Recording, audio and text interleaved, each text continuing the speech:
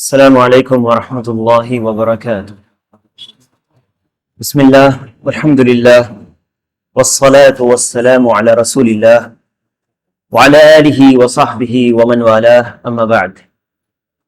کتاب التوحید الذی هو حق اللہ علی العبید کا درس جاری ہے، اور جس شرح سے ہم لوگ پڑھ رہے ہیں وہ ہے الملخص فی شرح کتاب التوحید، جو علامہ شیخ صالح الفوزان حفظہ اللہ کی شرح ہے۔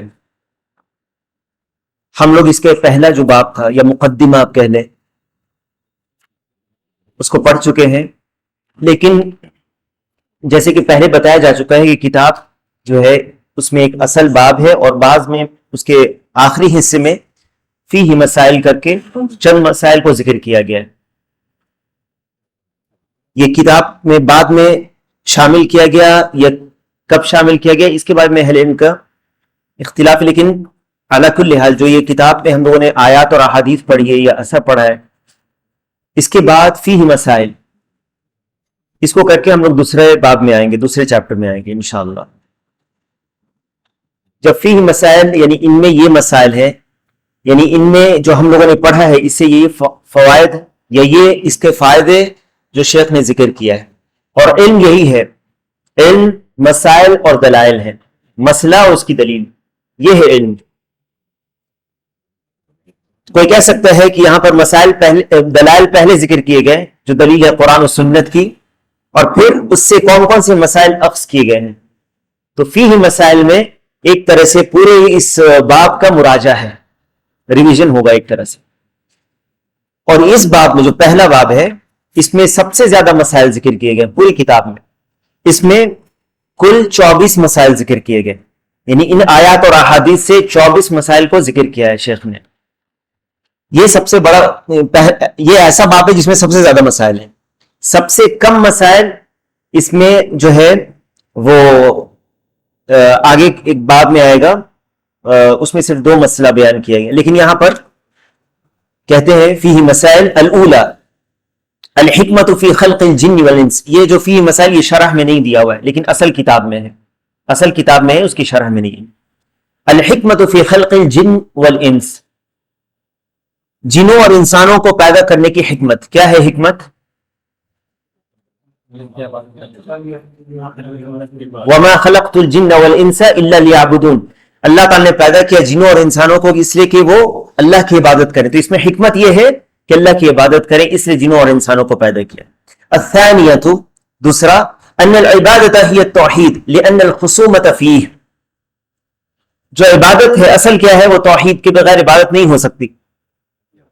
یہاں پر جو توحید ہے اصل وہ عبادت ہے، کیونکہ اس کے بغیر اسی میں جھگڑا ہوا، اسی مسئلے میں، لان الخصومۃ فیہ، جو اختلاف ہوا، کس کے بیچ میں اختلاف ہوا؟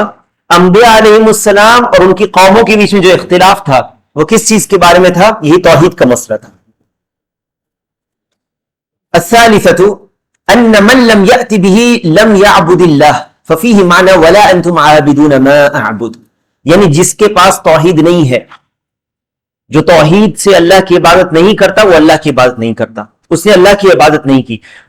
بظاہر صورت اس نے اللہ کی عبادت تو کی ہے، لیکن حقیقت میں اللہ کی عبادت نہیں مانی جائے گی، اللہ تعالیٰ اس کو قبول نہیں کرے گا، کیونکہ شرک کے ساتھ کوئی عبادت اللہ تعالیٰ قبول نہیں کرتا ہے۔ تو گرچہ بظاہر صورت وہ عبادت کو کہہ رہے ہیں کہ ہم اللہ کی عبادت کرتے ہیں، لیکن وہ عبادت اللہ کی عبادت حقیقت میں نہیں ہے۔ اسی لیے اللہ تعالیٰ نے کہا قل یا ایھا الکافرون لا اعبد ما تعبدون ولا انتم عابدون ما اعبد، تم اس کی عبادت نہیں کرتے جس کی میں عبادت کرتا ہوں۔ گرچہ وہ اللہ کے لیے حج کرتے تھے، لیکن چونکہ وہ شرک کرتے تھے عبادت میں، اس لیے ان کی عبادت قبول نہیں ہے۔ ولا انتم عابدون ما اعبد۔ الرابعۃ، چوتھا، الحکمت فی ارسال الرسل علیہم الصلاۃ والسلام، انبیاء علیہم الصلاۃ والسلام کو بھیجنے کے پیچھے کیا حکمتیں تھیں؟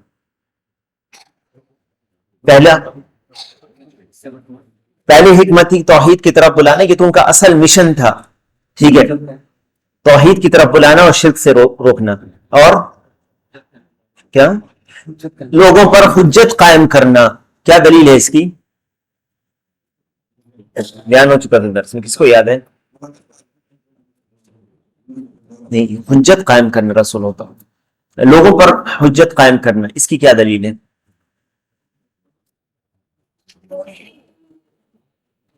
رسلا مبشرین ومنذرین لئلا یکون للناس علی اللہ حجت بعد الرسل، یہ اصل درس میں بیان کیا جا چکا تھا، اس آیت کو آپ دیکھ لیں گے۔ تیسری بات، لوگوں کے لیے رحمت ہے، کیونکہ رسول راستہ بتاتے ہیں، اپنی محض عقل سے انسان اللہ کی معرفت حاصل نہیں کر سکتا، اسی لیے فلسفیوں کا جتنے طرح کے فلسفی ہوئے اتنے طرح کے اقوال ان کے ہیں، اتنے طرح کی باتیں انہوں نے کی، جمع نہیں ہوئے وہ کسی چیز پر، لیکن جو رسول ہوتے ہیں وہ اللہ کی طرف سے بتاتے ہیں اللہ کی کون ہے، اللہ کے بارے میں سب سے زیادہ کون جانتا ہے؟ اللہ کے بارے میں سب سے زیادہ اللہ تعالیٰ خود جو بیان کرتا ہے، اور پھر اللہ تعالیٰ نے جو اپنے رسول پر نازل کیا وہ رسول جانتے ہیں۔ مخلوق میں سب سے زیادہ اللہ کو جاننے والے کون ہیں؟ رسول علیہ السلام، رسول صلی اللہ علیہ وسلم، تو سب سے زیادہ اللہ کو جاننے والے رسول ہوئے مخلوق میں۔ تو جب رسول بتاتے ہیں طریقہ حق کا طریقہ، یہ رحمت ہے بندوں کے لیے کہ ہم اللہ کی عبادت کیسے کریں گے، ٹھیک ہے۔ اور رسولوں کو بھیجنے کا اور مقصد کیا ہے؟ تاکہ لوگ یہ نہ کہیں کہ ہمارے پاس تو کوئی رہنمائی کرنے والا نہیں آیا۔ اگر اللہ تعالیٰ پہلے عذاب دے دیتا رسولوں کو بھیجنے سے پہلے تو لوگوں کے پاس ایک بہانہ ہوتا کہ ہمارے پاس تو کوئی رہنمائی کرنے والا نہیں آیا۔ وَلَوْ أَنَّا أَهْلَكْنَاهُمْ بِعَذَابٍ مِّن قَبْلِهِ لَقَالُوا رَبَّنَا لَوْلَا أَرْسَلْتَ إِلَيْنَا رَسُولًا، وہ کہتے کہ اے ہمارے رب تو نے رسول کیوں نہیں بھیجا؟ اگر ہم پہلے عذاب دے دیتے تو وہ کہتے کہ اے رب ہمارے پاس تو نے رسول کیوں نہیں بھیجا، ٹھیک ہے۔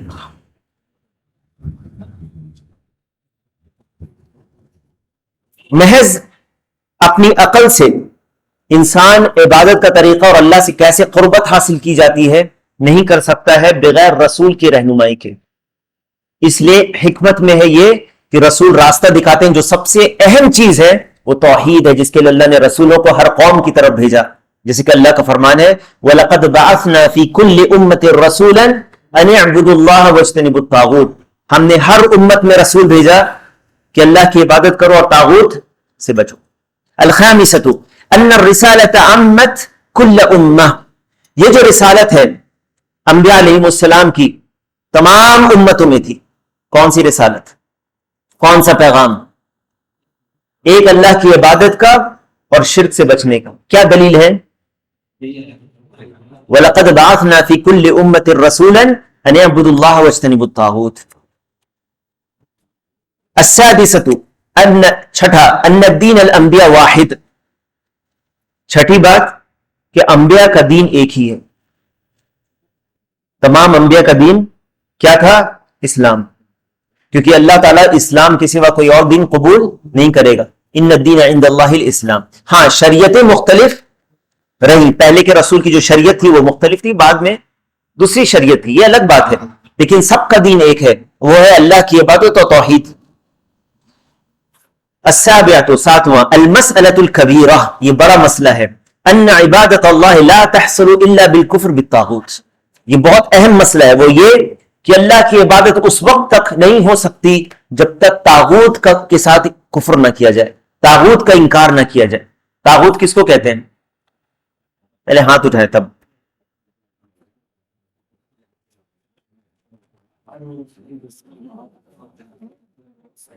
بارک اللہ فیک۔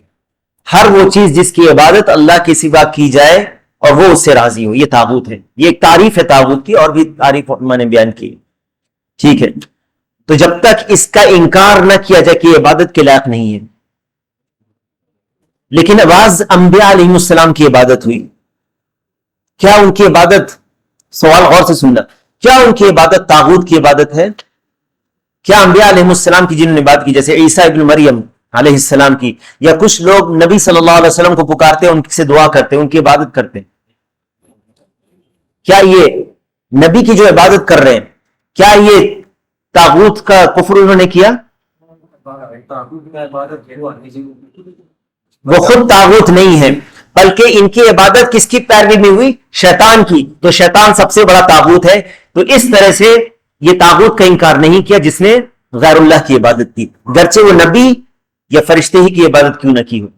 ठीक है, कहते हैं फफीह माना कौली फमन यकफुर बित्तागूत व युमिन बिल्लाहि फक़द इस्तमसक बिलउरवतिल वुस्क़ा। इसमें यह माना है कि जो कुफ्र करे तागूत से और अल्लाह पर ईमान लाता है तो उसने एक मजबूत खड़े को थाम लिया। अत्थामिनतु, आठवीं चीज, अन्ना तागूत आमुन फी कुल्लि मा उबिदा मिन दूनिल्लाह। तागूत हर उस चीज को शामिल है जो भी जिसकी भी इबादत गैरुल्लाह की हो रही है वो तागूत की इबादत ही आम है। अत्तासिअतु, नौवीं चीज, इज़्म शअन सलासी आयातिल मुहकमात फी सूरतिल अनआम इंद सलफ। सूरतुल अनआम की जो आयत है ये आयत मुहकमात है।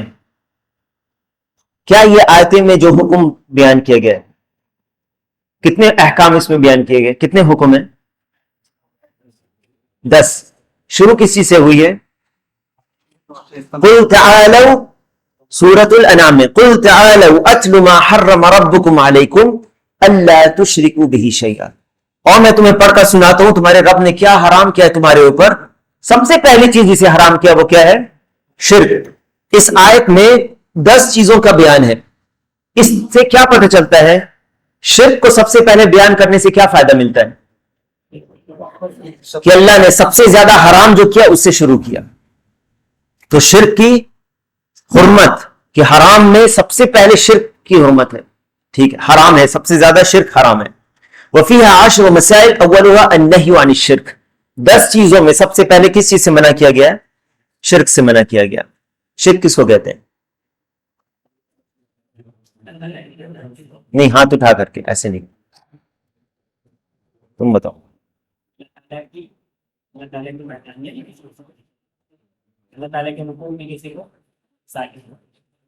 अल्लाह के हुक्म में किसी को साजी बनाना, दूसरे को हक देना।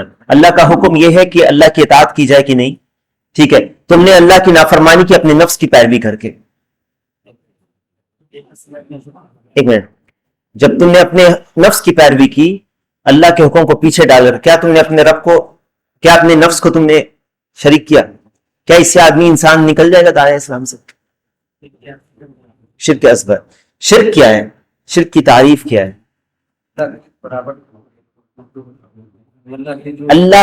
अल्लाह के लिए जो खास है, ठीक है, उसमें गैरुल्लाह को बराबर करना, गैरुल्लाह को अल्लाह के बराबर करना हर उस चीज में जो अल्लाह के लिए खास और अकेला करना है। क्या दलील है इसकी?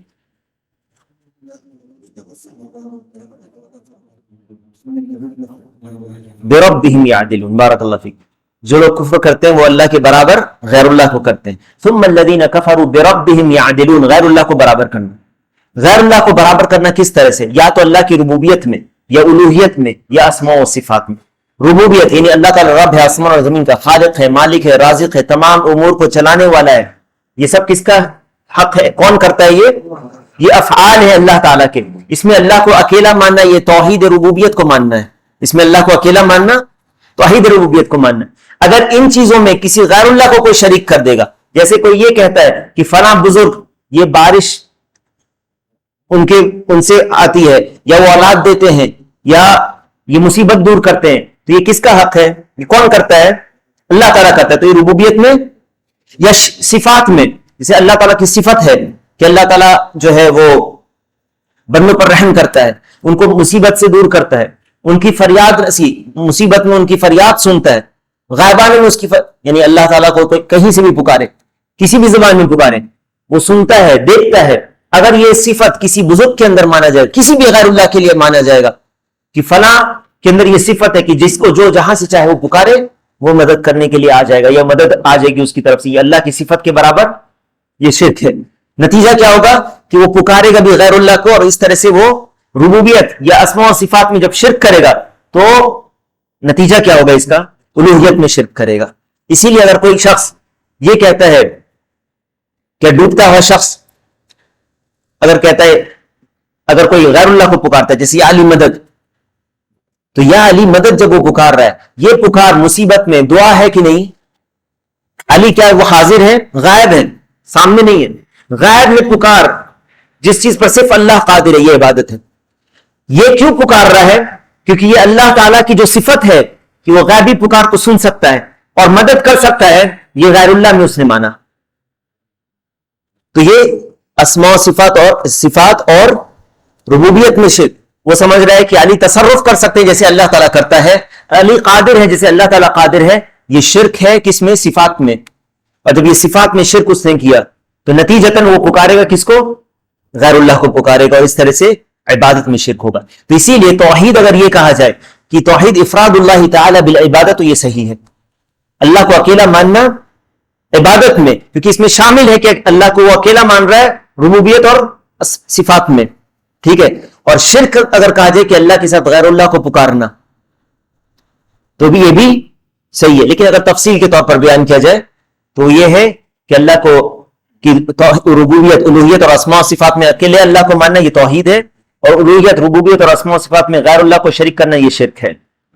اللہ کے برابر کسی دوسرے کو برابر کرنا. اسی لیے جو جہنم میں جو لوگ جائیں گے مشرکین، وہ کیا کہیں گے؟ تاللہ ان کننا لفی ضلال مبین اذ نسویکم برب العالمین. غیر اللہ کو جنہوں نے برابر کیا تھا اللہ کے، کہ ہم کھلی گمراہی میں تھے جب ہم نے تمہیں رب العالمین کے برابر کر دیا. کہتے ہیں کہ العاشرہ الآیات المحکمات فی سورۃ الاسراء، سورۃ الاسراء میں جو محکم آیات ہیں. محکم آیات کیا ہیں؟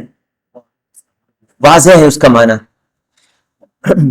سورہ اسراء فیہا 18 مسئلہ، اس میں 18 مسئلے ہیں. بدأها اللہ بقولہ، اللہ تعالی نے یہاں بھی شروع کیا کس چیز سے؟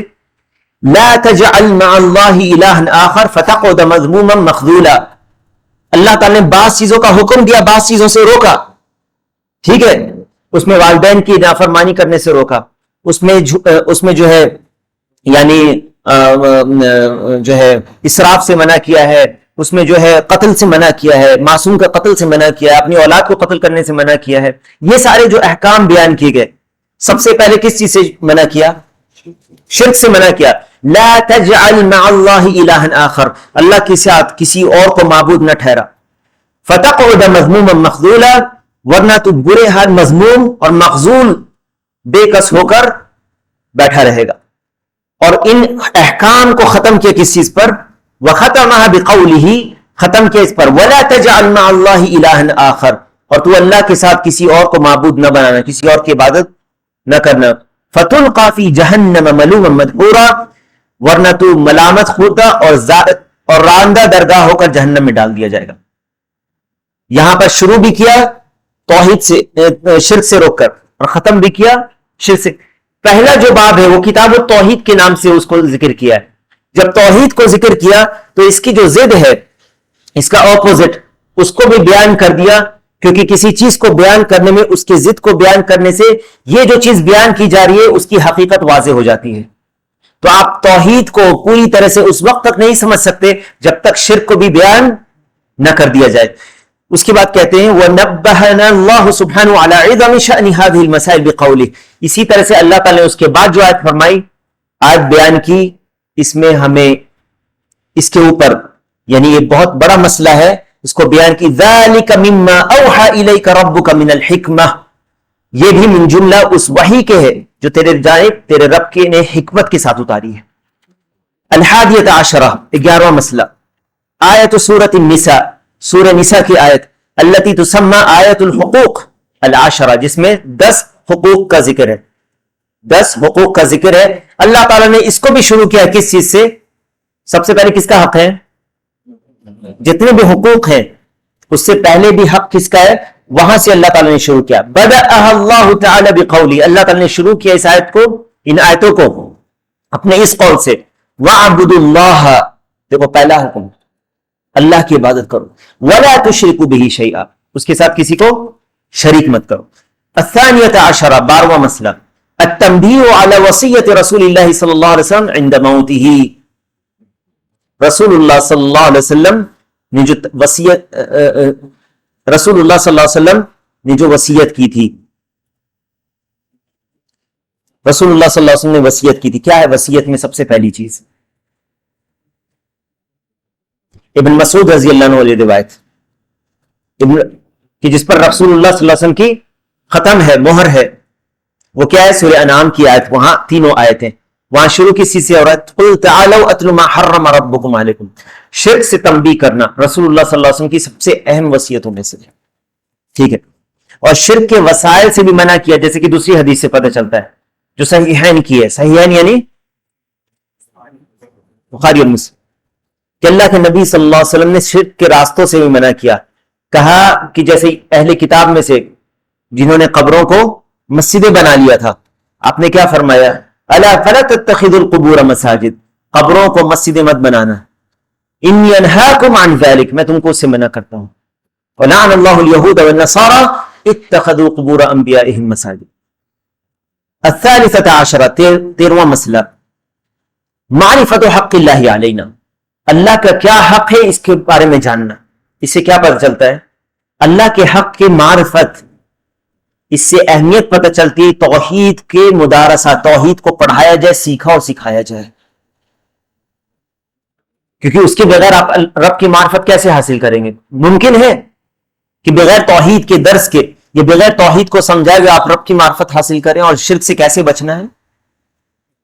اسی لیے توحید کو سننا، اس کو سمجھانا، اس کے اپنے عقیدے کو صاف کرنا، شرک کے جو خرابیاں ہیں اس سے، یہ واجب ہے، کیونکہ کسی واجب کو پورا کرنے کے لیے جو ضروری ہوتا ہے وہ بھی واجب ہوتا ہے، ما لا یتم الواجب الا به، ما لا یتم الواجب الا به فهو واجب۔ چونکہ توحید واجب ہے، اور توحید کا تحقق یا توحید پر عمل آپ نہیں کر سکتے جب تک آپ اس کو سمجھیں گے نہیں، اور شرک سب سے حرام چیز ہے، تو جب تک آپ شرک کو سمجھیں گے نہیں، سیکھیں گے نہیں، تب تک آپ کیسے اس سے بچ سکتے ہیں؟ اس لیے توحید کو سیکھنا اور شرک کے بارے میں سیکھنا، یہ کیا ہے؟ یہ بھی واجب ہے، یعنی انسان یہ نہیں کہہ سکتا کہ سیکھ لیں گے، یہ آپ کے اوپر پہلا واجب ہے۔ اگر علم کی بات کی جائے، توحید کا علم سب سے شرف والا علم ہے۔ آپ کو یاد ہوگا کورونا کے زمانے میں ہر جگہ بینر لگا رہتا تھا ڈوز اینڈ ڈونٹس کا، یہ کرنا یہ نہیں کرنا ہے۔ سنا ہے آپ لوگوں نے کبھی بیماری اس طرح کی پھیلتی تو کتنا لوگ موبائل پہ میسج آتا ہے، ایس ایم ایس کے ذریعے، فون کال کے ذریعے، اور انٹرنیٹ پر، اور بڑے بڑے بل بورڈز پر، ہر جگہ یہ کیوں بتایا جاتا ہے؟ اس کے خطرناکی کی وجہ سے۔ کیا یہ کہا جا سکتا ہے کہ عوام الناس کو بتانے کی ضرورت نہیں ہے؟ کیا یہ کہا جا سکتا ہے کہ عوام الناس، عام لوگوں کو، چلتے پھرتے سڑک پر لوگوں کو بتانے کی ضرورت نہیں ہے؟ بہت ضرورت ہے، کیونکہ معاشرے تو انہی لوگوں سے بنتا ہے۔ تو یہ کیسے ممکن ہے کہ یہ سب سے بڑی جو خرابی ہے معاشرے کے اندر، اور سب سے بڑا خیر جو ہے اس سے لوگوں کو چھوڑ دیا جائے، ان کو نہ بتایا جائے؟ ٹھیک ہے۔ الرابعة عشرة، معرفت حق العباد علیہ اذا ادوا حقہ، بندوں کا حق، اگر بندے اللہ کا حق ادا کریں۔ یہ کون سی حدیث میں؟ حدیث معاذ بن جبل، کیا ہے حدیث؟ اتدری ما حق اللہ علی العباد وحق العباد علی اللہ، بندوں کا حق کیا ہے اللہ پر؟ اللہ کا حق کیا ہے بندوں پر؟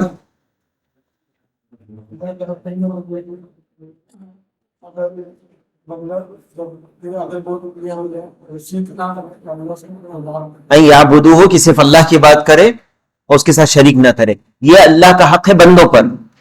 اور پھر اللہ تعالیٰ کا حق، اللہ کے اوپر بندوں کا حق، یہ کس طرح سے اللہ نے یہ تفضیلاً ہے نا، اللہ کا یہ فضل ہے کہ اس نے یہ۔ الخامسة عشرة، 15، ان هذه المسألة لا يعرفها اکثر، بعض نسخے میں کثیر من الصحابہ، یہاں پر اکثر الصحابہ ہے، کون سا مسئلہ نہیں جانتے تھے صحابہ؟ یاد رکھنا، یہاں پر یہ نہیں کہہ سکتے کہ توحید کا معنی نہیں جانتے تھے، ان کی زبان تھی نا، توحید کو وہ جانتے تھے۔ اکثر مسئلہ کون سا نہیں جانتے تھے صحابہ؟ جب وہ توحید پر رہیں گے اور شرک نہیں کریں گے تو اللہ تعالیٰ جو ہے ان کو عذاب نہیں دے گا۔ اور چونکہ معاذ بن جبل رضی اللہ عنہ نے آخری وقت میں اس کو بیان کیا، کیونکہ علم کو انہوں نے سوچا کہ اگر میں اسی حالت میں مر گیا تو پھر کہیں وہ کتمان علم کا گناہ نہ ہو، اسی لیے انہوں نے اس کو بیان کیا. بلکہ صحابہ جانتے تھے، کچھ صحابہ ایسے اور بھی روایتوں سے پتہ چلتا ہے. یہ حدیث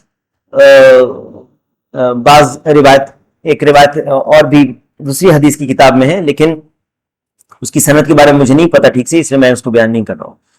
السادسۃ عشرہ جواز کتمان العلم للمصلحہ، علم کو چھپانا مصلحت کی وجہ سے جائز ہے. بعض نسخے میں ہے، یعنی شیخ کتمان بعض العلم للمصلحہ، کتمان جواز کتمان بعض العلم للمصلحہ، بعض علم کو مصلحتاً چھپانا جائز ہے. کون سے علم کو چھپایا جاتا ہے مصلحتاً؟ یاد رکھیں اس بات کو کہ دین کے بنیادی علم کو نہیں چھپایا جاتا. دین کی جو بنیادی علم ہے، توحید، شرک، ارکان اسلام، ارکان ایمان، عبادت کا طریقہ، یہ سب کو چھپایا نہیں جاتا. مصلحتاً نہیں چھپایا، مصلحت اس میں نہیں چھپانے، مصلحت ہے بیان کرنے میں. کون سے علم کو چھپانا مصلحتاً جائز ہے؟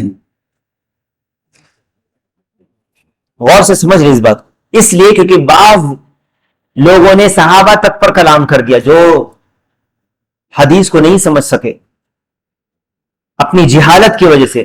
اپنے آپ کو تو علامہ دکھاتے بناتے ہیں، پیش کرتے ہیں لوگوں کے سامنے، لیکن ہے وہ جاہل. صحابہ تک پر کلام کر دیا. ابو ہریرہ رضی اللہ عنہ کی ایک روایت ہے جو بخاری میں ہے، انہوں نے کہا حفظت من رسول اللہ صلی اللہ علیہ وسلم رعائین، میں نے رسول اللہ صلی اللہ علیہ وسلم سے علم کے 2 برتن حفظ کیے.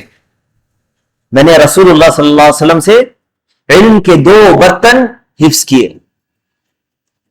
کہتے ہیں کہ فَأَمَّا أَحَدُهُمَا، ان میں سے ایک، فَبَثَثْتُهُ، میں نے اس کو بیان کر دیا، پھیلا دیا، یعنی حدیث میں نے ان کو پھیلا دیا، بتا دیا.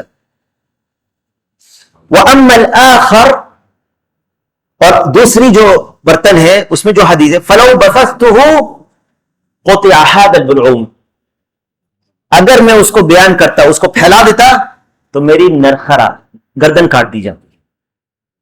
اس پر جو ہے بعض جاہل قسم کے لوگ اپنے آپ کو علامہ، یہ صحابہ پر تک طعن کرنے لگے، جیسے ندوی، سلمان ندوی، کیونکہ اس نے سمجھا نہیں اس حدیث کو. وہ احادیث، اور کب اس کو بیان کیا ابو ہریرہ رضی اللہ عنہ نے؟ جب فتنے کا دور تھا، جب ایسے لوگوں کا وقت تھا جو فتنے تھے اور جو حدیث میں پیشن گوئی تھی بعض فتنوں کی. اگر اس فتنے کے وقت ابو ہریرہ رضی اللہ عنہ ان احادیث کو بیان کرتے جس میں فتنہ پھیلانے والے لوگ جو اب اقتدار پر قابض ہیں، اگر ان کے سامنے یہ بیان تو کیا ہوتا؟ فتنہ بڑھتا یا گھٹتا؟ اس لیے انہوں نے روکا.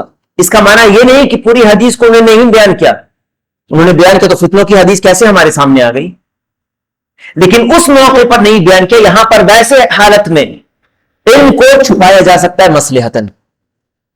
اس کا معنی یہ نہیں کہ انہوں نے ساری حدیث بیان نہیں کی، اس موقع پر نہیں پھیلایا جب فتنے کا دور تھا. تو ایسی جگہ پر ان چیزوں کو بیان کرنا جہاں پر یہ خدشہ ہو کہ یہ لوگ نہیں سمجھ سکیں گے حدیث کو، یہ لوگ نہیں سمجھ سکیں گے اس بات کو، اور اس کا تعلق بنیادی علم سے نہیں ہے، وہاں پر مصلحتاً اس علم کو چھپایا جا سکتا ہے.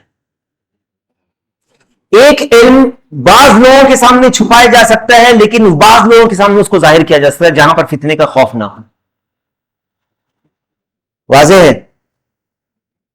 اس بات کو سمجھ لیں، جہاں پر فتنے کا خوف نہ ہو وہاں پر آپ چند لوگوں سے نہیں بیان کرتے اس حدیث کو، کیونکہ ان کی عقل اس کو نہیں پا سکے گی، نہیں سمجھ پائیں گے، وہ غلط فہمی کا شکار ہو سکتے ہیں کیونکہ ان کے پاس علم ہی نہیں ہے وہ. لیکن اہل علم کے بیچ میں آپ بیان کر سکتے ہیں اس کو کیونکہ وہ سمجھ لیں گے اس بات کو. یہ کون سی چیزیں بیان کی جا سکتی ہے جس کا تعلق فتنوں سے ہو، یا جس کا تعلق ایسی چیزوں سے ہو جو وہ نہیں سمجھ سکتے. بات سمجھ میں آ رہی ہے؟ تو یہاں پر بعض علم کو مصلحتاً چھپانا یہ کیا ہے؟ یا آپ کو لگتا ہے کہ اگر یہ سوال یا بعض اہل علم کو لگتا ہے کہ کسی نے سوال یہ پوچھا ہے واٹس ایپ پر، یہ جواب جب ملے گا تو اس کو وہ پھیلا دے گا، لوگوں کو فتنے کا یہ سبب بنے گا، تو اہل علم جواب نہیں دیتے وہاں پر. بہت ساری وجوہات ہیں جس کی وجہ سے اہل علم جواب نہیں دیتے. ان کو اندازہ لگتا ہے کہ یہ شخص جو سوال کرنے، کیونکہ بعض لوگ کے سوال پوچھنے کا جو طریقہ ہوتا ہے نفس جس کو کہتے ہیں، اس سے پتہ چلتا ہے یہ فتنے باز شخص ہے. تو اگر اس کے سامنے یہ بیان کیا جائے گا تو اس کو غلط معنی پہنا کر لوگوں کے بیچ میں پھیلا سکتا ہے، اس لیے مصلحتاً اس علم کو چھپایا جاتا ہے. لوگوں کی حالت کو دیکھ کر علم کو بیان کیا جاتا ہے. آپ ایسی جگہ پر ہیں جہاں پر فاسق و فاجر لوگ ہیں، نماز نہیں پڑھتے، بے نمازی کی اکثریت ہے، اگر وہاں پہ بیان کریں گے کہ جس نے لا الہ الا اللہ کہہ دیا جنت میں داخل ہو جائے گا بغیر دوسری حدیث کو بیان کیے ہوئے لا الہ الا اللہ کی فضیلت کے، تو کہیں گے ماشاء اللہ ہم لوگ سب لا الہ الا اللہ پڑھتے ہیں، چلو جنتی ہم لوگ سب، بغیر دوسری حدیث. کیونکہ ہم لوگ احادیث کو سمجھتے کیسے ہیں؟ دوسری احادیث کی روشنی میں. واضح ہے؟ ٹھیک ہے. السابعۃ عشرہ،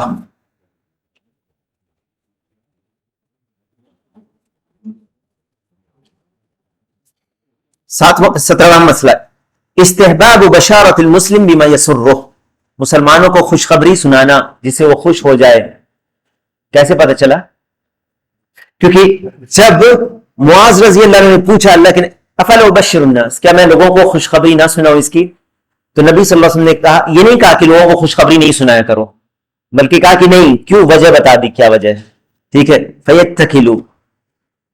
الثامنۃ عشرہ، الخوف من الاتکال علی سعۃ رحمت اللہ، اس چیز کا خوف محسوس کرنا کہ لوگ بعض چیز کو اگر بیان کیا جائے گا تو وہ اللہ کی رحمت کے اوپر بھروسہ کر کے جو ہے بہت سارے عمل کو چھوڑ دیں گے، تو اس وجہ سے اس چیز کو روک دیا جاتا ہے، لوگوں کے سامنے نہیں بیان کیا جائے. ٹھیک ہے. ایک شخص آتا ہے ایک عالم کے پاس، وہ کہتا ہے کہ کچھ مسئلے کو بیان کرتا ہے، وہ کہتا ہے کہ ہم نے گناہ کیا، یہ گناہ کیا، اس پر وہ نادم نہیں ہے، تو عالم اس کو وعید والی حدیث سناتا ہے، ان گناہوں کے کرنے پر جو وعید ہے اور اللہ کے خوف سے ڈراتا ہے، اور وہاں پر رحمت کی حدیثیں نہیں بیان کرتا ہے، مسئلے پہ. دوسرا شخص آتا ہے گناہ کر کے وہ روتا ہے کہ اللہ مجھے عذاب ہوگا، میں نے یہ گناہ کر دیا، تو اس کو بیان کرے گا. یہ لوگوں کی حالت کو دیکھ کر کے بعض چیزیں بیان کی جاتی. ٹھیک ہے. التاسعۃ عشرہ، قول المسئول عما لا يعلم اللہ ورسولہ اعلم، جس سے پوچھا جا رہا ہے وہ یہ کہے اللہ ورسولہ اعلم. کیا کوئی آج یہ کہہ سکتا ہے اگر پوچھا جائے کہ کل بارش ہوگی کہ نہیں، تو کیا یہ کہا جا سکتا ہے اللہ ورسولہ اعلم؟ نہیں کہا جا سکتا، صرف کہا جائے گا اللہ اعلم، کیونکہ کل کی خبر اللہ کے سوا کسی کو نہیں ہے. العشرون، 20واں مسئلہ، جواز تخصیص بعض الناس بالعلم دون بعض، یہ ابھی آیا تھوڑا دیر پہلے جو بیان کیا، بعض کو ایک حدیث بیان کیا اور بعض کو دوسری حدیث بیان کی. جواز تخصیص بعض الناس، بعض لوگوں کو خاص کرنا کچھ علم دینے کے لیے، جو آپ کو لگتا ہے کہ یہ اس کا حامل ہے، اس علم کو، اس کو صحیح طور پر پہنچا سکتا ہے لوگوں تک، اس کو بعض علم بتانا. اللہ کے نبی علیہ الصلوۃ والسلام نے بعض منافقوں کے تعلق سے بتایا تھا، کس کو؟ حذیفہ بن الیمان رضی اللہ عنہ کو. بعض فتنوں کی حدیث کے تعلق سے کس کو بیان کیا تھا؟ حذیفہ بن الیمان رضی اللہ عنہ کو. ٹھیک ہے. بعض صحابہ کو نہیں بتایا، تو بعض لوگوں کو علم خاص کرنا. اسی لیے اگر بعض علم کو خاص کیا جائے بعض لوگوں کے لیے تو یہ نہیں کہا جا سکتا کہ آپ نے علم کو چھپا دیا ہے، یہ مصلحت ہوتی ہے. کبھی ایک بڑی مصلحت کو دیکھا جاتا ہے اور چھوٹی جو اس سے خیر ہوتا ہے اس کے اوپر اگر بڑی مصلحت غالب ہوتی تو اس مصلحت کو اختیار کیا جاتا ہے.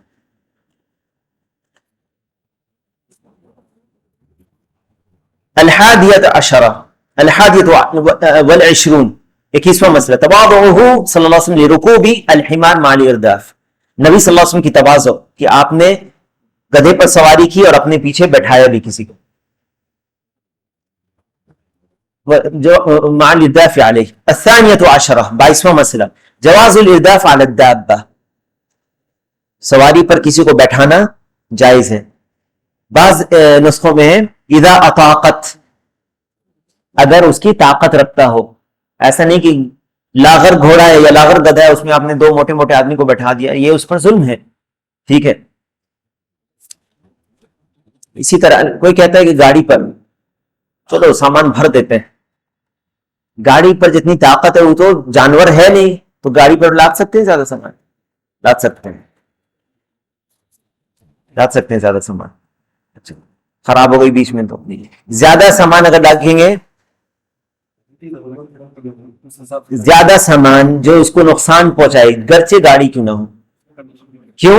کیونکہ اللہ تعالیٰ نے مال کی حفاظت کا حکم دیا ہے. شریعت کے سے جو پتہ چلتی ہے کہ مال کی حفاظت کی جاتی ہے، مال کو برباد نہیں کیا جاتا. تو گاڑی بھی آپ کے مال میں سے ہے. ایسا نہیں کہیں کہ ظلم ہو رہا ہے اس پر، اس کو نقصان نہ پہنچے کسی چیز سے، اس لیے. الثالثۃ والعشرون فضیلۃ معاذ بن جبل رضی اللہ عنہ، معاذ بن جبل رضی اللہ عنہ کی فضیلت کیسے پتہ چلتی ہے؟ کیا اس سے کہ نبی صلی اللہ علیہ وسلم نے ان کو اپنے ساتھ بیٹھایا پیچھے؟ بعض علم کو دیا جو دوسرے صحابہ کو نہیں بتایا، تو بعض علم کو بعض صحابہ کو بتایا. الثالثۃ والعشرون 23واں مسئلہ فضیلۃ معاذ بن جبل رضی اللہ عنہ کی ہو گیا. الرابعۃ والعشرون 24واں مسئلہ عظم شأن هذه المسألہ، عظیم مسئلہ ہے یہ. کون؟ جو حدیث معاذ رضی اللہ عنہ بیان ہوا ہے. اگلے باب میں چلتے ہیں. فضل التوحید، باب فضل التوحید وما یکفر من الذنوب. جب اس کے پہلے والے باب میں، اس کے پہلے والے چیپٹر میں یہ بیان ہوا کہ توحید کی حقیقت کیا ہے، توحید کا حکم کیا ہے، واجب ہے، ہاں، اور توحید کا معنی نفی و اثبات پر مشتمل ہے. توحید کی اہمیت کیا ہے کہ اللہ تعالیٰ نے رسولوں کو بھیجا اس کے لیے، ہاں، اس کے بغیر نجات نہیں ہے. تو نفس میں یہ شوق پیدا ہوتا ہے کہ توحید کی اور کیا فضیلت ہے. توحید کا حکم جاننے کے بعد کسی چیز پر آپ عمل کرتے ہیں کب؟ جب آپ کا شوق بڑھتا ہے اس کے تعلق سے. تو کیا فضیلت ہے اس کا؟ اس سے مراد فضیلت کی یہ نہیں ہے کہ بعض لوگ یہ سمجھتے ہیں کہ فضیلت اس چیز کی بیان کی جاتی ہے جو فرض نہیں ہوتا ہے. شوال کے 6 روزے کی فضیلت، یوم عرفہ کی روزے کی فضیلت ہے نا، بعض نوافل کو کرنے کی فضیلت. ضروری نہیں کہ نوافل جو سب سے اہم واجب ہے توحید، اس کی کیا فضیلت ہے یہ اس باب میں. ساتھ ساتھ جو توحید کی فضیلت ہے اس میں سے ایک یہ بھی ہے کہ جو گناہوں کی معافی اس سے ہو جاتی ہے، تکفیر، جو گناہ کے جو گناہ اس سے معاف ہوتے ہیں. تکفیر وما یکفر من الذنوب، اس سے گناہوں کی تکفیر ہو جاتی. گناہوں کی تکفیر کیا؟ ابھی آگے آئے گا. کہتے ہیں وقول اللہ تعالی، کتاب کہاں آپ کی؟ بارک اللہ فیکم، نے کتاب رکھا کیجئے سامنے. وقول اللہ تعالی، اللہ تعالیٰ کا یہ فرمان، الذین آمنوا ولم يلبسوا ایمانهم بظلم اولئک لهم الامن وهم مهتدون. عن عبادة بن الصامت رضی اللہ عنہ قال قال رسول اللہ صلی اللہ علیہ وسلم من شہد لا الہ الا اللہ وحدہ لا شریک له وان محمد عبده ورسوله وان عیسی عبد اللہ ورسوله وكلمته القاها الى مریم وروح منه والجنة حق والنار حق ادخله اللہ الجنة على ما كان من العمل اخرجہ. پہلی جو آیت ہے اس میں شروع کرتے ہیں اس باب کو اللہ کی اس فرمان سے، الذین آمنوا ولم يلبسوا ایمانهم بظلم اولئک لهم الامن وهم مهتدون. جو ایمان لائے، جو لوگ ایمان رکھتے ہیں، سب سے پہلی چیز ایمان. کس پر ایمان رکھتے ہیں؟ ہر وہ چیز جس پر ایمان لانے کے لیے اللہ نے حکم دیا ہے، رسول صلی اللہ علیہ وسلم نے کہا ہے. ٹھیک ہے، یا جو ایمان جس پر لانا ضروری ہے اس پر ایمان رکھتے ہیں. الذین آمنوا ولم يلبسوا ایمانهم بظلم، اور ایمان لانے کے بعد اپنے ایمان کو ظلم سے انہوں نے مخلوط نہیں کیا، ظلم سے گڑبڑ نہیں کیا. ایمان صاف ستھرا ایمان، ظلم نہیں ہے اس میں. یہاں پر ظلم سے مراد شرک ہے، جیسے کہ آگے آئے گا. اولئک لهم الامن وهم مهتدون، ایسے لوگوں کے لیے امن ہے، امن اس دنیا میں بھی اور آخرت میں بھی، پورا امن یا امن ہے ان کے لیے، وہم مہتدون، اور یہ ہدایت یافتہ ہے۔ سب سے پہلی چیز، ہدایت کے لیے ایمان ضروری ہے، بغیر ایمان کے آپ ہدایت یافتہ نہیں ہیں۔ ایمان تو ہے لیکن اس ایمان کو شرک سے خلط ملط نہیں کیا جائے، تو اس سے کیا پتہ چلا؟ توحید کی فضیلت، یعنی کہ اگر ایمان کو شرک سے خلط ملط نہیں کیا تو اس کا معنی ایمان توحید کے ساتھ، واضح ہے، کیونکہ شرک اگر آ گیا اس میں تو یہ تو ایمان کے ساتھ آمیزش ہو گئی۔ یہاں پر خلط ملط نہیں کیا، یعنی خالص ایمان، خالص توحید کے ساتھ۔ وَلَمْ يَلْبِسُوا، اور یہاں پر وَلَمْ يَلْبِسُوا، اور ایمان میں سب سے اہم چیز کیا ہے؟ الایمان باللہ، اللہ پر ایمان لانا، اور اللہ کی پر ایمان لانے کا معنی سب سے اہم کیا ہے اس میں؟ توحید۔ وَلَمْ يَلْبِسُوا ایمانہم بِظُلْمٍ، اور اس ایمان کو ظلم سے یعنی شرک سے خلط ملط نہیں کیا، ایسے لوگوں کے لیے امن ہے اور یہ ہدایت یافتہ ہے۔ اب شیخ کہتے ہیں اس میں مناسبت هذا الباب لکتاب التوحید، کتاب التوحید سے کس طرح اس کی مناسبت ہے اس باب کی؟ کہتے ہیں لما بین فی الباب الاول وجوب التوحید ومعناه، جب پہلے باب میں توحید کے واجب ہونے کا ذکر کیا، اس کا معنی کیا ہے اس کو بیان کیا۔ کیا دلیل ہے توحید کے واجب ہونے کی؟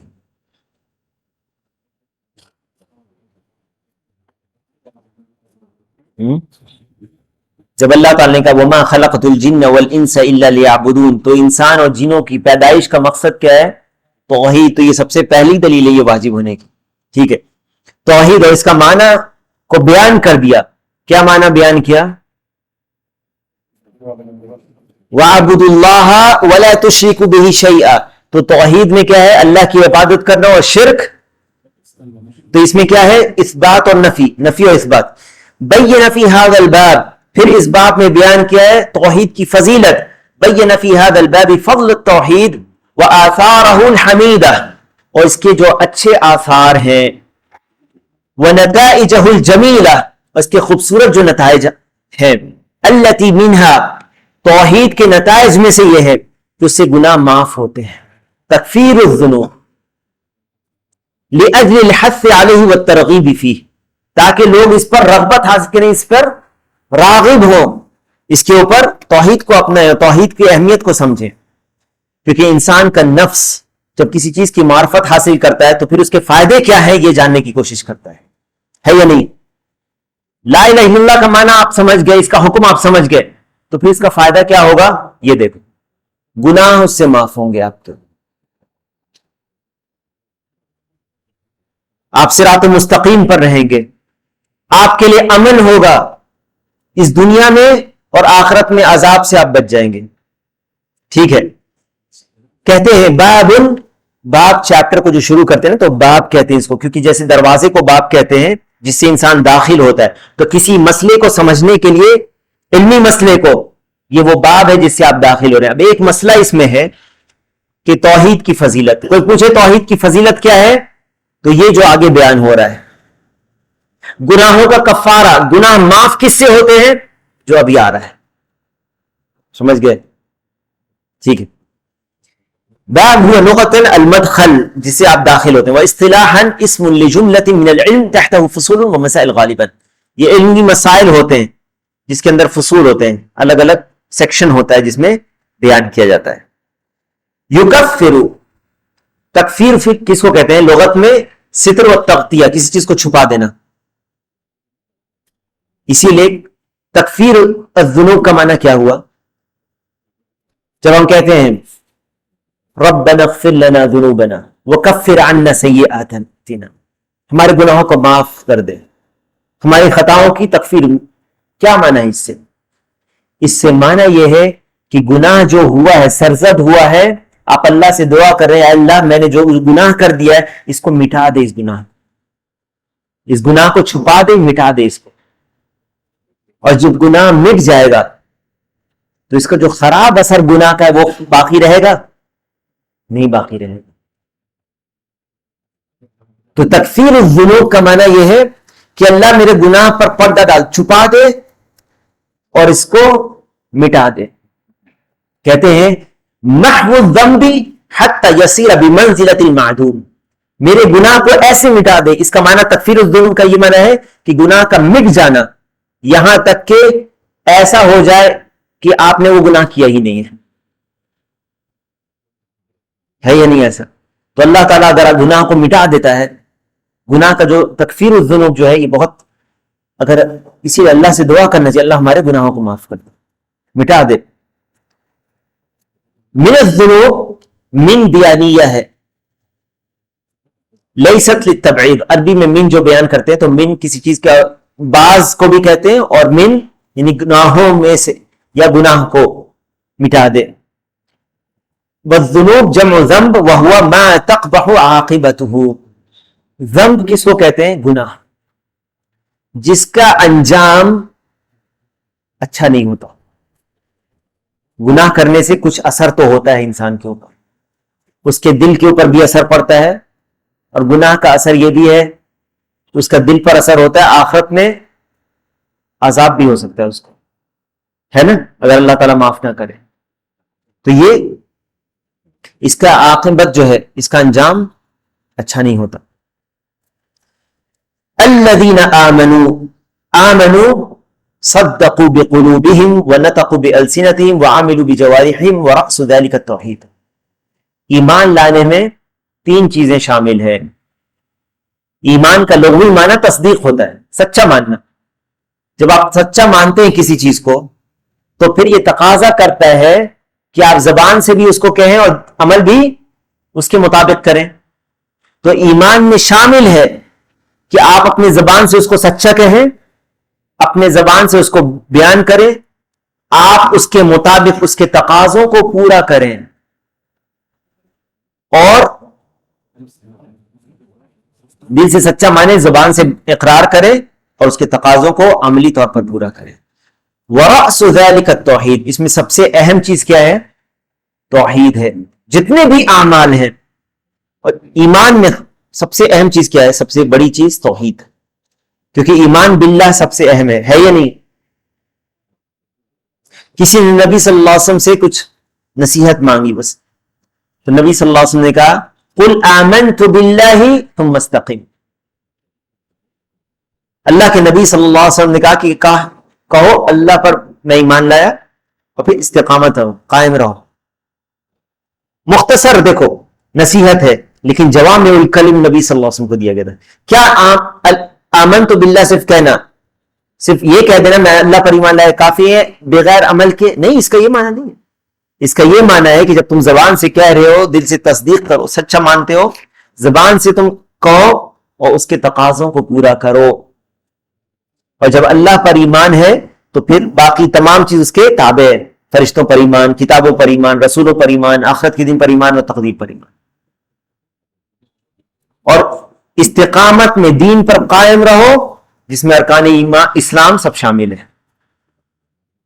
تو کیا لا الہ الا اللہ محمد رسول اللہ اس میں شامل ہوا کہ نہیں ہوا؟ اوکے، پورا دین اس میں سمیٹ دیا گیا. ٹھیک ہے. الذین آمنوا ولم یلبسوا ایمانہم، اور اپنے ایمان کو خلط ملط نہیں کیا، یخلطوا توحیدہم، اپنے توحید میں خلط ملط نہیں کیا، بظلم یعنی بشرک، شرک سے نہیں خلط ملط کیا. یہ جو تفسیر ہے اس آیت کی، یہ خود رسول اللہ صلی اللہ علیہ وسلم نے اس کو بیان کیا. اللہ کے جب یہ آیت نازل ہوئی تو بعض صحابہ پر یہ آیت شاخ گزری. انہوں نے کہا کہ اللہ کے رسول، یہ اللہ نے یہ آیت نازل کی الذین آمنوا ولم یلبسوا ایمانہم بظلم اولئک لہم الامن وہم مہتدون. نے کہا کہ ہم میں سے کون شخص ایسا ہوگا جس نے اپنے اوپر ظلم نہیں کیا. انہوں نے ظلم کا عام معنی لیا. ٹھیک ہے، یہاں پر ظلم ہے نا عام، لیکن اس سے خاص معنی ہے. پتہ کیسے چلتا ہے؟ حدیث سے پتہ چلتا ہے کہ یہاں پر ظلم سے مراد یہ ہے شرک. اسی لیے بغیر احادیث کے، کیونکہ حدیث قرآن کی تفسیر ہے، اس کے معنی کو بیان کرتی ہے. تو اگر کوئی یہ کہتا ہے کہ میں صرف قرآن سے لوں گا تو وہ شخص رسول اللہ صلی اللہ علیہ وسلم کے طریقے پر نہیں ہے، صحابہ کے طریقے پر نہیں ہے. ٹھیک ہے، وہ کہنا یہ اس لیے چاہ رہا ہے کہ میں صرف قرآن سے لوں گا، یہ بہانہ ہے اس کا حدیث کا انکار کرنے کا. اور اس طرح وہ دین کو جیسے چاہے گا قرآن کی آیت کو اپنے طور پر اپنے مزاج کے مطابق اسے بیان کرنے کا یہ طریقہ اور حیلہ اور بہانہ ہے. تو ایسے لوگ خود گمراہ ہوتے ہیں اور دوسروں کو بھی گمراہ کرتے ہیں. وَلَمْ يَلْبِسُوا إِيمَانَهُمْ بِظُلْمٍ، اپنے ایمان کو خلط ملط نہیں کیا، اپنے توحید کو شرک سے خلط ملط نہیں کیا. تو اللہ کے نبی صلی اللہ علیہ وسلم نے کیا کہا؟ وہ ظلم نہیں جو تم سمجھ رہے ہو. اس سے مراد کیا ہے؟ شرک ہے. جیسے کہ اللہ کے بندے نے کہا تھا لقمان علیہ السلام کے بارے میں اپنے بیٹے سے، یا بنی لا تشرک باللہ ان الشرک لظلم عظیم، اے میرے بیٹے اللہ کے ساتھ کسی کو شریک مت کرنا، شرک جو ہے بہت بڑا ظلم ہے. تو سب سے بڑا ظلم شرک ہے. ظلم 3 قسم کا ہوتا ہے، نوٹ کرو اس کو. ظلم کتنے قسم کا ہے؟ 3 قسم کا ہے. قرآن و سنت سے یہ پتہ چلتا ہے. سب سے پہلا ظلم، سب سے بڑا ظلم جو ہے وہ شرک ہے، جیسے کہ اس حدیث سے پتہ چلا اور اس آیت سے. سب سے بڑا ظلم جو ہے وہ کیا ہے؟ شرک. یہ وہ ظلم ہے جو اللہ تعالیٰ معاف نہیں کرے گا اگر اسی حالت اس ظلم کے ساتھ موت ہو گئی. لا یغفرہ اللہ، ظلم الشرک لا یغفرہ اللہ، شرک کا ظلم اللہ تعالیٰ معاف نہیں کرے گا اگر اسی حالت میں موت ہو گئی. جیسے کہ اللہ کا فرمان ہے ان اللہ لا یغفر ان یشرک بہ ویغفر ما دون ذلک لمن یشاء، اللہ تعالیٰ اسے معاف نہیں کرے گا کہ اس کے ساتھ کسی کو شریک کیا. دوسرا ہے ظلم النفس، نفس جو اپنے اوپر ظلم کرتا ہے نافرمانی سے، اللہ تعالیٰ کی نافرمانی کر کے، یہ ظلم النفس ہے. اللہ کے نبی صلی اللہ علیہ وسلم نے یہ دعا سکھائی جو نماز کے آخر میں پڑھتے ہیں، اللہم انی ظلمت نفسی ظلما کثیرا. کیا یہاں پر مراد شرک ہے؟ اے اللہ ہم نے اپنے نفس پر، اللہم انی ظلمت نفسی ظلما کثیرا، بہت زیادہ ظلم کیا، گناہ، نافرمانی، معصیت اللہ کی جو شرک سے کم تر ہے.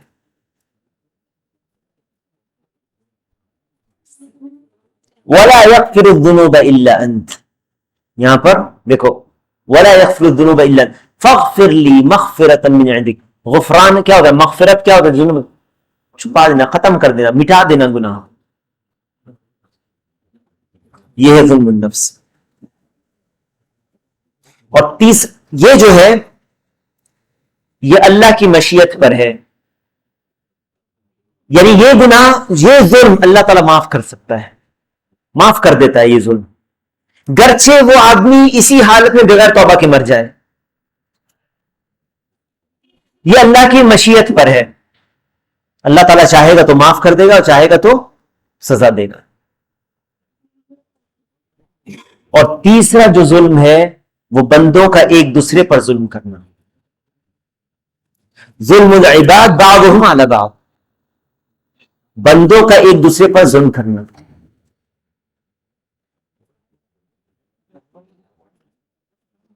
یہ وہ ظلم ہے جو اللہ تعالیٰ نہیں چھوڑے گا. لا یترکہ اللہ، لا یترکہ اللہ، اللہ تعالیٰ اس کو نہیں چھوڑے گا. کیا معنی ہے اس کا؟ اگر اس ظلم سے، جس پر آپ نے ظلم کیا ہے اپنے کسی بھائی پر، اگر آپ نے اس سے معافی تلافی نہیں کروا لی اور قیامت کا دن آ گیا، موت اسی حالت میں ہو گئی، فیصلہ اللہ تعالیٰ کرے گا قیامت کے دن. اور یاد ہے وہ حدیث، اتدرون من المفلس، تم جانتے ہو مفلس کون ہے؟ وہاں پر کیا ہوگا؟ حقوق العباد، بندوں کا جو حق ہے، کسی کے غیبت کرنا، کسی کے بارے میں جھوٹا بہتان لگانا، کسی کے اوپر جو ہے غلط بات منسوب کر دینا، کسی کو مارنا، کسی کو قتل کر دینا، کسی کے مال پر ہاتھ ڈالنا، یہ سب کیا ہے؟ خود اپنے اوپر وہ ظلم کر رہا ہے کہ دوسرے پر کر رہا ہے؟ اس کا فیصلہ اللہ تعالیٰ کرے گا.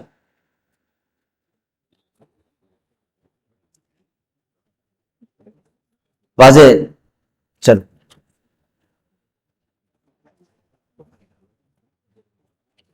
کہتے ہیں کہ یہاں پر بظلم یعنی شرک سے خلط ملط نہیں کیا. والظلم وضع الشيء في غير موضعه. ظلم کا معنی یہ ہے کہ کسی چیز کو اس کی جگہ سے اٹھا کر دوسرے جگہ پر رکھ دینا، اس کی جو جگہ نہیں ہے اس پر رکھ دینا، یہ ظلم ہے.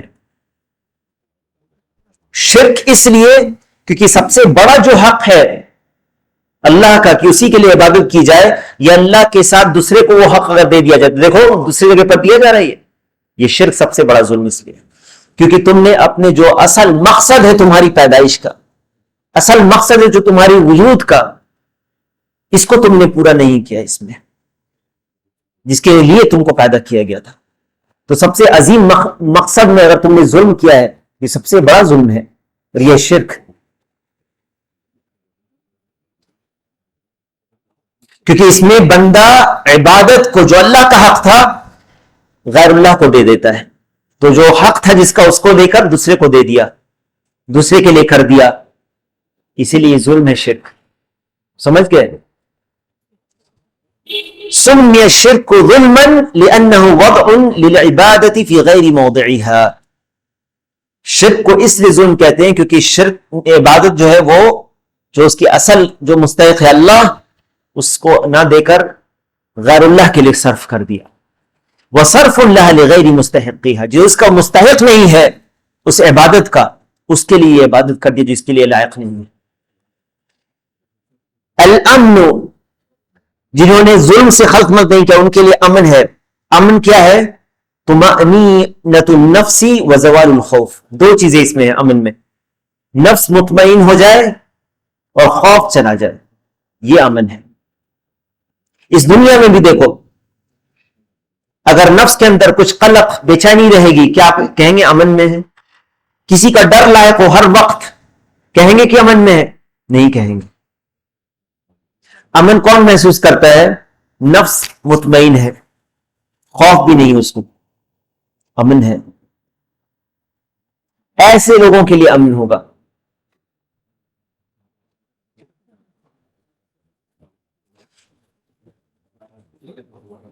جی سوال بعد میں یاد رکھیے گا، ٹھیک. ان الذين قالوا ربنا الله ثم استقاموا تتنزل عليهم الملائكة الا خوف عليكم. تمہارے اوپر کوئی خوف نہیں ہوگا، تم غمگین ہوگے.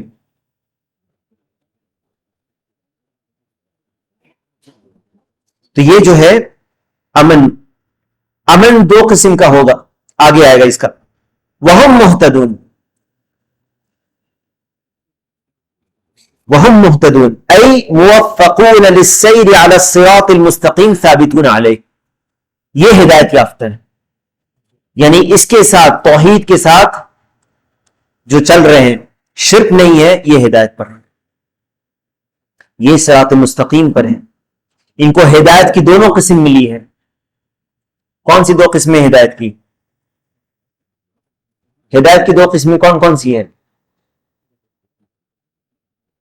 یہ بیان ہوا ہے اس درس میں. یہاں ہدایت کی دو قسمیں ہیں، ہدایت التوفیق اور ارشاد، دونوں ان کو مل گئی، دونوں مل گئی ان کو. وہم مہتدون، اور جب جس کو ہدایت توفیق اور ارشاد دونوں مل گئی وہ صراط مستقیم پر ہے. المعنی الاجمالی للآیہ. اب آیت کا اجمالی معنی کیا ہے؟ یہ تو ہم لوگوں نے معنی دیکھا، آیت کو مختلف جو الفاظ ہیں اس کے کیا ہے. یخبر سبحانہ ان الذین اخلصوا العباد للہ وحدہ. اللہ تعالیٰ خبر دیتا ہے کہ جس نے عبادت کو صرف اللہ کے لیے خالص کیا ہے. ولم یخلطوا توحیدہم بشرک، اور اپنے توحید کو شرک کے ساتھ گڑبڑ نہیں کیا. ہم الآمنون من المخاوف والمکارہ یوم القیامہ. وہ امن میں ہوں گے ہر طرح کے خوف سے اور ہر طرح کے ایسی چیزوں سے جو ان کو نقصان پہنچائے اس سے امن میں ہوں گے قیامت کے دن. اور اصل یہ کہ امن ان کو دونوں جگہ حاصل ہوگا, دنیا میں بھی اور آخرت میں بھی. المہتدون للسیر علی الصراط المستقیم فی الدنیا, دنیا میں وہ صراط مستقیم پر ہیں. یہاں پر ایک بات یاد رکھیں کہ جو امن ہے, جو توحید جس کی کامل ہے, اور توحید کو کسی طرح کے شرک اور معصیت سے انہوں نے خلط ملط نہیں کیا, کسی بھی طرح کا ظلم نہیں ہے, خالص توحید لے کر آئے گا اپنے رب کے سامنے, اس کے لیے پورا امن ہے. الامن التام, ہر طرح کا امن اس کے لیے ہے. یعنی توحید بھی کامل ہے, شرک بھی نہیں ہے, اور کسی طرح کا ظلم نہیں جو بیان ہوا, تو اس کے لیے پورا امن ہے, اس کے لیے پورا امن ہے. یہ فضیلت کس چیز کی ہے؟ توحید کی فضیلت ہے.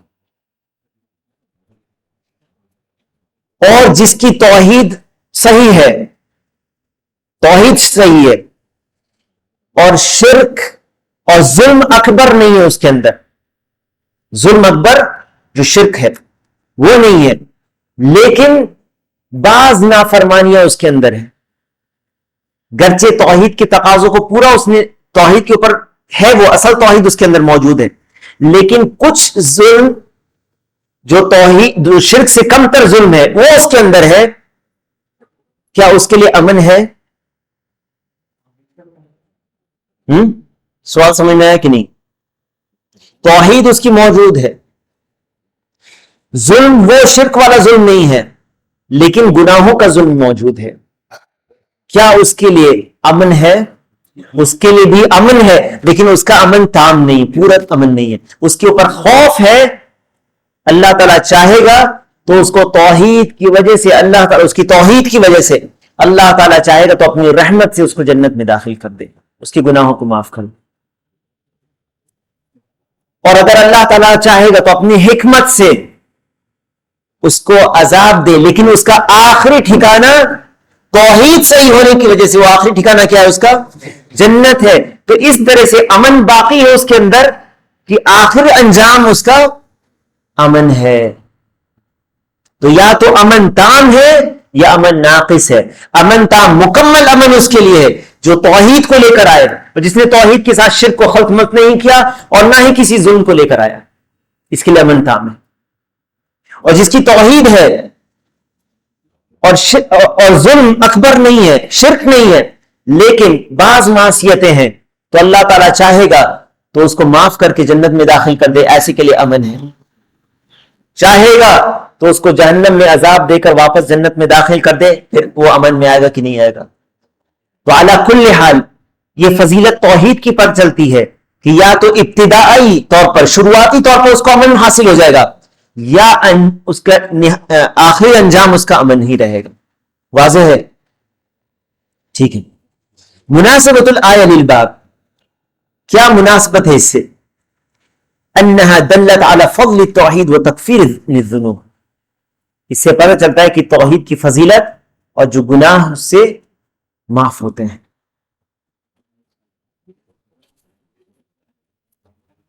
دوسرا, ان الشرک ظلم مبطل للایمان باللہ ان کان اکبر, اگر شرک اکبر ہے تو یہ ظلم اکبر ہے جس سے ایمان کی نفی ہو جاتی ہے پوری طرح سے. ایک ہے اصل ایمان, یاد رکھنا, ایک ہے اصل ایمان, یہ اصل ایمان ضروری ہے جنت میں داخل ہونے کے لیے, اور دوسرا ہے کمال ایمان, مکمل ایمان نہیں. ایمان گھٹتا بڑھتا ہے, اچھا ہے نیکی کرنے سے ایمان بڑھتا ہے, برائی کرنے سے گھٹتا ہے, لیکن برائی کرنے سے اگر وہ شرک اکبر ہو گیا تو ایمان ختم, کفر اکبر ہو گیا تو ایمان ختم, اصل ایمان ختم ہو جاتا ہے, تو اس کو کسی طرح کا امن نہیں حاصل ہوگا. ٹھیک ہے, یہ اصل توحید موجود ہے اور کمال ایمان ہے اس کے لیے پورا امن ہے. اصل توحید موجود ہے لیکن ایمان ناقص ہے, اس کے لیے اس کا جتنا نقصان ہے, ایمان میں کمی ہے, اس کے گناہوں نافرمانی کی وجہ سے اتنا زیادہ اس پر خوف بھی ہے, اس کے باوجود کہ اصل امن باقی ہے اس کے لیے, لیکن خوف ہے کہ وہ کہیں سزا نہ دے دیا جائے. اللہ کی مشیت کے تحت ہے. اللہ چاہے تو اس کو معاف کر دے اور چاہے تو اس کو اپنے عدل سے انصاف سے عذاب دے اور پھر اس کو جنت میں داخل کر دے, کیونکہ اللہ تعالیٰ شرک کو معاف نہیں کرے گا. ان اللہ لا یغفر ان یشرک بہ ویغفر ما دون ذلک لمن یشاء. ٹھیک ہے,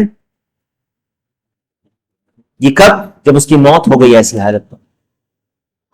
اللہ تعالیٰ ہم سب کا خاتمہ ایمان پر کرے, توحید کے ساتھ کرے. اللہ تعالیٰ ہم سب کو شرک سے محفوظ کرے.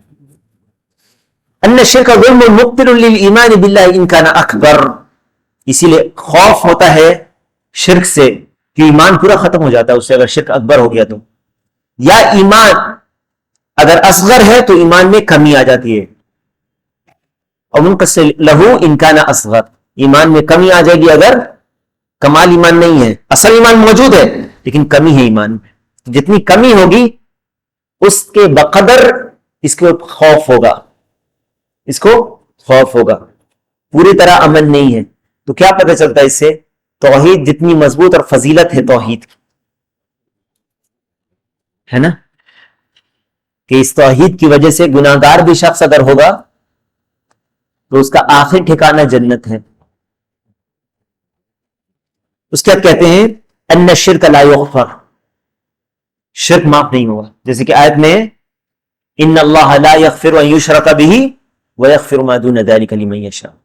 چوتھا کہتے ہیں ان الشرک یسبب الخوف فی الدنیا والآخرہ, شرک یہ سبب ہے دنیا اور آخرت میں خوف کا. دنیا میں بھی بےچینی رہے گی, کیونکہ انسان کا اصل جو مقصد ہے, مطمئن کب ہوتا ہے؟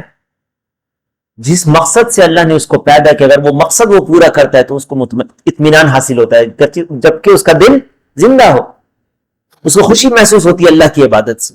دنیا میں بھی وہ خوش رہتا ہے, وہ جانتا ہے اپنی توحید جب اس کی مضبوط ہے, وہ جانتا ہے کہ اللہ کی کے ہاتھ میں نفع اور نقصان ہے. کوئی اس کا نقصان نہیں کر سکتا جب تک اللہ کا حکم نہ ہو. امن رہے گا کہ نہیں دل میں, اس کو سکون رہے گا کہ نہیں, مطمئن رہے گا. کتنے بھی لوگ اس کی مخالف ہوں, کتنے بھی لوگ اس کی مخالف ہوں, کتنے بھی لوگ اس کو ڈراتے ہوں, لیکن اس کو یہ پتا ہے کہ اس کا رب, اس کے رب پر اس کو بھروسہ ہوتا ہے. اور بھروسہ کا معنی جب وہ اللہ پر توکل کرتا ہے, اپنے امور کو اللہ کے سپرد کرتا ہے, اس کو پتا ہے کہ میں اگر اللہ کی فرمانبرداری کروں گا, اللہ کے احکام پر چلوں گا تو اللہ تعالیٰ مجھے رسوا نہیں کرے گا. وہ جانتا ہے اس بات کو. اور اگر کوئی مصیبت اس کو آتی ہے آزمائش کے طور پر تو وہ صبر کرتا ہے, وہ جانتا ہے کہ اس کے رب کے پاس اس کا اجر ہے, تو اس کو سکون اور اطمینان ہوگا کہ نہیں؟ گرچہ مصیبت میں بھی ہو اس کو سکون اور اطمینان. اس لیے میرے بھائیو, موحد جس کی توحید صحیح ہے اس سے زیادہ مطمئن دل اور لوگوں کا نہیں, جو مشرک ہے ان کا نہیں ہو سکتا, منافقوں کا نہیں ہو سکتا. اور جتنی توحید مضبوط ہوگی اتنا دل مطمئن ہوگا, وہ اللہ کا ذکر بھی کرے گا, وہ جانتا ہے کہ نفع نقصان اللہ کے اختیار میں. ان الشرک یسبب الخوف فی الدنیا والآخرہ, شرک سے خوف ہوتا ہے دنیا اور آخرت دونوں میں. اگلا جو حدیث ہے اس کو بھی کر لیتے ہیں. عن عبادہ بن الصامت رضی اللہ عنہ قال قال رسول اللہ صلی اللہ علیہ وسلم من شہد ان لا الہ الا اللہ وحدہ لا شریک لہ وان محمدا عبدہ ورسولہ وان عیسی عبد اللہ ورسولہ وکلمتہ القاها الى مریم وروح منہ والجنة حق والنار حق ادخلہ اللہ الجنة على ما كان من العمل. عبادہ بن الصامت رضی اللہ عنہ کہتے ہیں کہ رسول اللہ صلی اللہ علیہ وسلم نے فرمایا من شہد ان لا الہ الا اللہ, جو گواہی دیتا ہے اس بات کی کہ اللہ کے سوا کوئی سچا معبود نہیں ہے, لا الہ الا اللہ کی گواہی دیتا ہے, وحدہ لا شریک لہ, اللہ اکیلا ہے جس کا کوئی شریک نہیں, وان محمدا عبدہ ورسولہ, اور یہ کہ محمد صلی اللہ علیہ وسلم اللہ کے بندے اور رسول ہیں, وان عیسی عبد اللہ ورسولہ, اور یہ کہ عیسی اللہ کے بندے اور رسول ہیں, وکلمتہ القاها الی مریم, اور وہ کلمہ ہے جو اللہ نے مریم کی طرف ڈالا, وروح منہ, اور اس کی طرف سے روح ہے, والجنۃ حق, اور جنت حق ہے, والنار حق, جہنم حق ہے, ادخلہ اللہ الجنۃ علی ما کان من العمل, جنت میں اللہ تعالیٰ اس کو داخل کر دے گا چاہے اس کا جیسا بھی عمل ہو. اخرجاہ یعنی دونوں نے اسے بیان کس نے؟ بخاری اور مسلم. اخرجاہ یعنی بخاری اور مسلم. شیخ کہتے ہیں اس کی شرح میں عبادہ ابن الصامت، یہ ہوا عبادہ ابن الصامت بن قیس الانصاری الخزرجی. عبادہ ابن الصامت ان کا تعلق خزرج سے تھا. مدینہ میں دو قبیلے تھے، اوس اور خزرج، ان کا خزرج سے تعلق تھا. احد النقباء، یہ نقباء میں سے ایک تھے. کیا نقباء ہوتا ہے؟ ہاں؟ بدری نہیں. نقباء یہ جو نقیب ہوتا ہے، نقیب قوم کا سربراہ یا نمائندہ. اللہ کے نبی صلی اللہ علیہ وسلم سے مکہ میں جو 12 ہجری میں 12 نبوی میں نبوت کے 12ویں سال اور نبوت کے 13ویں سال، یہ 2 سال حج کے موقع پر بیعت عقبہ ہوئی تھی.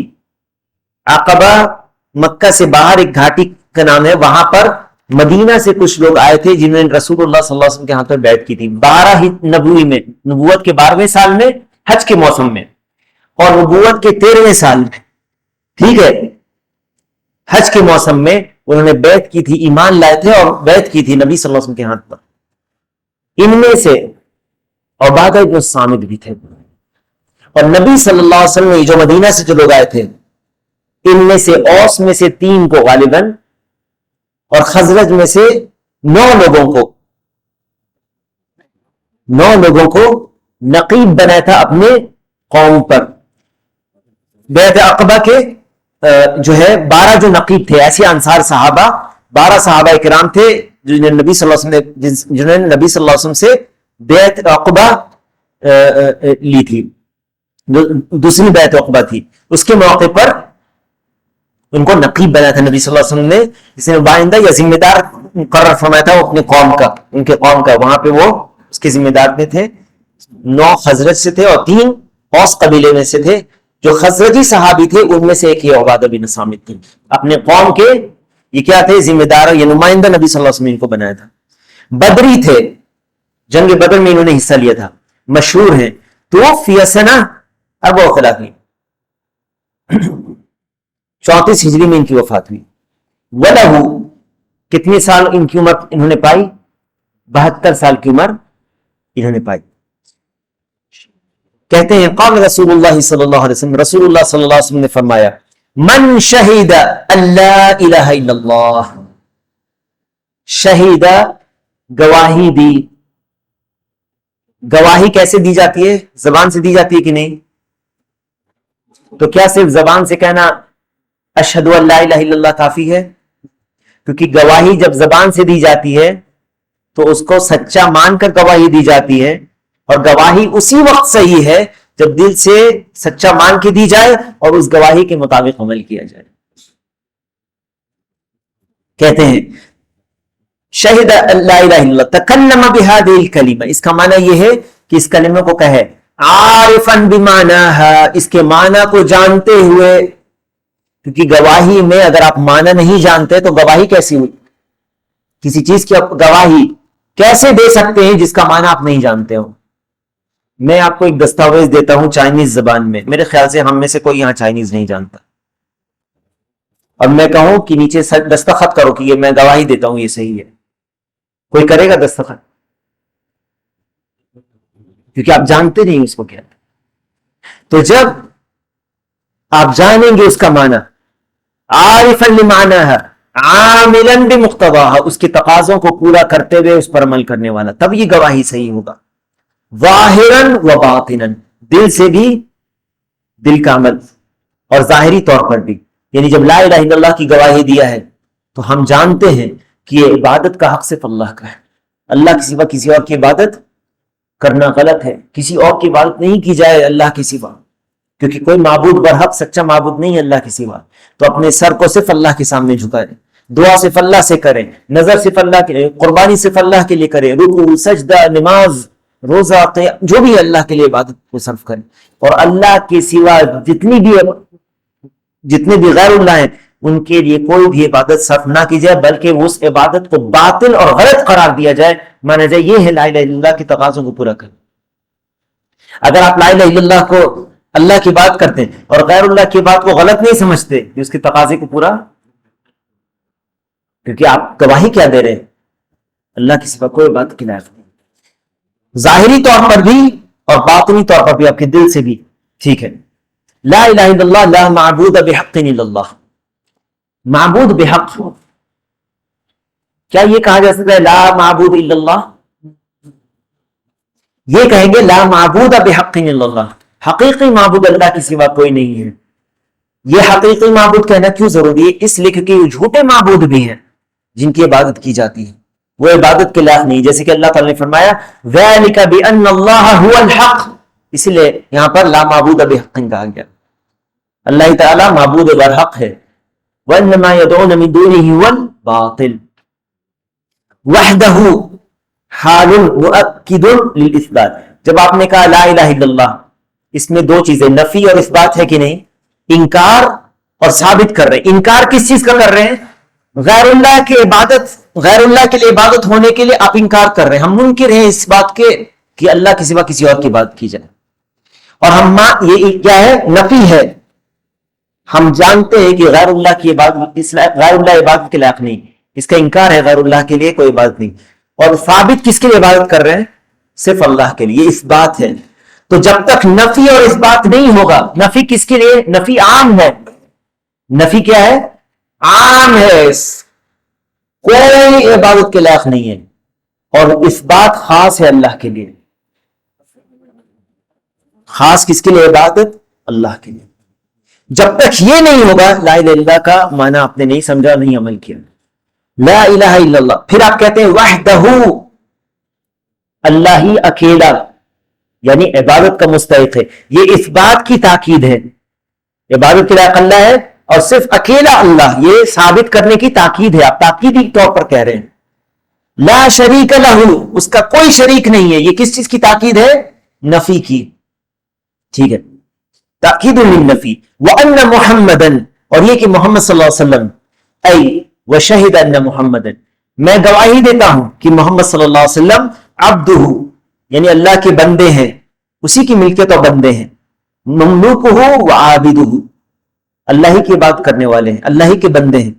ورسولہ مرسلہ بشریعتہ، اللہ کی شریعت، اللہ نے شریعت دے کر بھیجا ہے. اس کلمے میں یہ بات یاد رکھیں، جب پہلے یہ سب لا الہ الا اللہ کی فضیلت گزر چکی، جب لا الہ الا اللہ کی فضیلت و توحید کی فضیلت گزر چکی، کسی کے ذہن میں یہ بات اگر آتی ہو کہ لا الہ الا اللہ صرف پڑھ لینے سے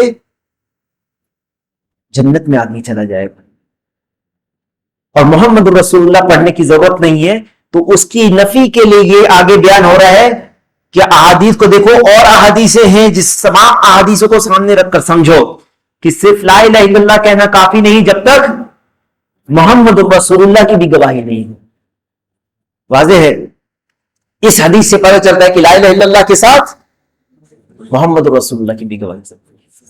وَأَنَّ مُحَمَّدًا عَبْدُهُ وَرَسُولُهُ، جب محمد صلی اللہ علیہ وسلم اللہ کے بندے ہیں تو اس میں نفی ہے ان لوگوں کی، ان لوگوں کا انکار ہے جو لوگ رسول اللہ صلی اللہ علیہ وسلم کی شان میں غلو کرتے ہیں اور اللہ کی صفت میں سے کسی صفت کو یا اللہ کے برابر کرتے ہیں اور شرک کرتے ہیں. واضح ہے کہ اللہ کے بندے ہیں، اور جب اللہ کے بندے ہیں تو بندے کی عبادت نہیں کی جاتی. تو جو غلو کرنے والے لوگ ہیں ان کا یہاں پر رد ہے. وَرَسُولُهُ، اور اللہ کے رسول ہیں، تو جو لوگ رسول اللہ صلی اللہ علیہ وسلم کا حق نہیں سمجھتے اور نبی کے حق سے ان کو یا ان کے مقام سے نیچا کرتے ہیں، ان کے لیے ان کا رد ہے کہ اللہ کے رسول ہیں، اللہ کے رسول ہیں. جب تک تم رسالت کو نہیں مانو گے تمہارا ایمان صحیح نہیں ہے. اللہ کے رسول کے لیے جب تک رسالت نہیں مانو گے، تو اس میں دیکھو اہل افراط و تفرید دونوں کی، غلو اور جفا کرنے والوں دونوں کا رد ایک ہی ہے، ایک ہی حدیث میں. ٹھیک ہے، ابھی اور فائدے آ رہے ہیں اس حدیث کے، کیونکہ نبی صلی اللہ علیہ وسلم کو جوامع الکلم دیا گیا تھا. بات مختصر ہوتی تھی لیکن دیکھو معنی کتنا زیادہ ہے. ٹھیک ہے، جب اللہ کے رسول ہیں، جب اللہ کے بندے ہیں تو آپ کی عبادت نہیں کی جائے گی، اور جب آپ اللہ کے رسول ہیں تو آپ کی نافرمانی نہیں کی جائے گی. کیونکہ اللہ تعالیٰ رسول کو کیوں بھیجتا ہے؟ وَمَا أَرْسَلْنَا مِن رَّسُولٍ إِلَّا لِيُطَاعَ بِإِذْنِ اللَّهِ، ہم نے رسول جو بھی رسول بھیجے کیوں؟ اللہ کے اذن سے اس کی اطاعت کی جائے. رسول کا یہ حق ہے کہ اس کی اطاعت کی جائے، کیونکہ رسول اپنے جی سے نہیں بولتے. وما ينطق عن الهوى ان هو الا وحی یوحى، یہ وحی کی جاتی ہے. ومن يطع الرسول فقد اطاع اللہ، جس نے رسول کی اطاعت کی اس نے اللہ کی اطاعت کی. کل امتی يدخلون الجنہ الا من ابى، میری امت جنت میں داخل ہوگی، تمام لوگ امت کے، سوائے اس کے جو انکار کرے. کہا کہ کون انکار کرے گا اللہ کے رسول؟ کہا من اطاعنی دخل الجنہ، جو میری بات مانے گا اطاعت کرے گا وہ جنت میں داخل ہوگا. ومن عصانی فقد ابى، جو میری نافرمانی کرے گا. رسول کی فرمانبرداری کرنا ایسے جیسے کہ اللہ کی فرمانبرداری، کیونکہ اللہ ہی کے حکم ہے، اسی لیے ہم اللہ کے رسول کی فرمانبرداری کرتے ہیں اور یہ واجب سمجھتے ہیں. ٹھیک ہے. وَأَنَّ عِيسَىٰ، اور یہ گواہی دے، اَيْ شَهِدَ أَنَّ عِيسَىٰ ابن مریم، کہ عیسیٰ ابن مریم عبد اللہ و رسول. ان عیسیٰ کون ہے؟ عبد اللہ و رسولہ، کہ اللہ کے بندے اور رسول ہے. اس میں ان کا رد ہے کس کا؟ جو کہتے ہیں نصارہ کرسچن، جو کہتے ہیں عبداللہ نہ مان کر کہتے ہیں یہ اللہ کا بیٹا ہے. جو اگر یہ کہے کہ اللہ کا بیٹا ہے یا اللہ کا حصہ اللہ ہے، یا جو کہ ثالث ثلاثہ، ان تینوں گروہ کا رد ہے اس میں کہ نہیں، تمہاری بات جھوٹی ہے، نہ وہ اللہ ہے، نہ وہ اللہ کے بیٹا ہے، نہ وہ ثالث ثلاثہ ہے، بلکہ یہ اللہ کے کیا ہے؟ بندے ہیں، اللہ کے بندے. عبدہ ورسولہ، یہاں پر کس کا رد ہے؟ یہودیوں کا، جنہوں نے عیسیٰ علیہ السلام کو رسول نہیں مانا، جنہوں نے رسول نہیں مانا. ٹھیک ہے. کہتے ہیں کہ خلافا لما يعتقده النصارى ان اللہ هو ابن اللہ او ثالث ثلاثہ، انه اللہ او ابن اللہ او ثالث ثلاثہ، یہ گزر چکا. بعض روایت میں، مسلم کی روایت میں ایک اور چیز ہے یہاں پر، وَأَنَّ عِيسَىٰ عَبْدُ اللَّهِ وَابْنُ أَمَتِهِ، مسلم کی روایت میں، کہ اور یہ گواہی دے کہ عیسیٰ اللہ کے بندے اور اس کے بندی کے بیٹا ہے، یعنی مریم کے بیٹا ہے. کیا فائدہ اس سے ملتا ہے پتہ ہے آپ؟